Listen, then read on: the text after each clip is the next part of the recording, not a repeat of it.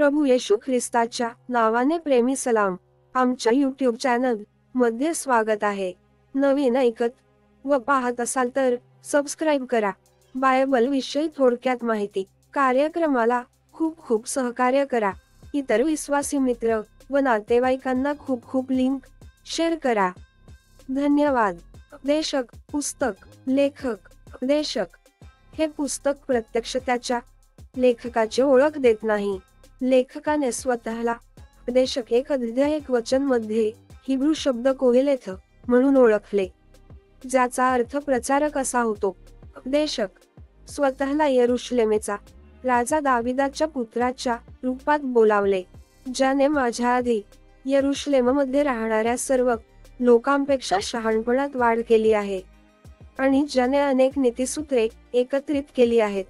उपदेशक 1:1 12:9 शलोमोनाने यरुशलेमेच्या राज्यारोहणानुसार दाविदाचा एकुलता एक पुत्र म्हणून जन्म घेतला, ज्याने त्या शहरातील सर्व इस्रायलांवर राज्य करावे.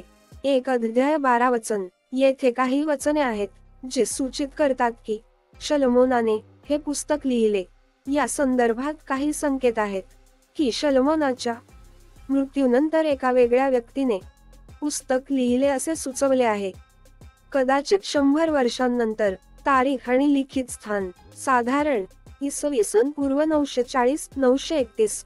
उपदेशकाचे पुस्तक शलोमोनाच्या कारकिर्दीच्या दिशेने लिहिले असावे, जे यरुशलेममध्ये लिहिले आहे असे दिसते. प्राप्तकर्ता. उपदेशक प्राचीन इस्रायली लोकांसाठी आणि नंतर सर्व पवित्र शास्त्र वाचकांसाठी लिहिण्यात आले होते. हेतू. हे पुस्तक आपल्यासाठी पूर्णपणे चेतावणी म्हणून आहे. जीवन केंद्रित न करता जगलो आणि देवाचे भय व्यर्थ, निष्फळ आणि वाऱ्याचा पाठलाग करणे आहे. आपण आनंद, संपत्ती, सर्जनशील क्रिया, शहाणपणा किंवा लहान सहान आनंदाचे अनुसरण करत असलो तरीही आपण जीवनाच्या समाप्तीपर्यंत पोहोचू आणि आमचे जीवन व्यर्थ होते हे शोधून काढू. जीवनातील अर्थ केवळ देवावर केंद्रित केलेल्या जीवनातून येतो. विषय. परमेश्वराला सोडून सर्व काही व्यर्थ आहे.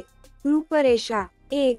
प्रस्तावना 1:1 ते 11 पर्यंत. 2. जीवनाच्या विविध पैलूंवरील निरर्थक गोष्टी 1:12 ते 5:7 पर्यंत.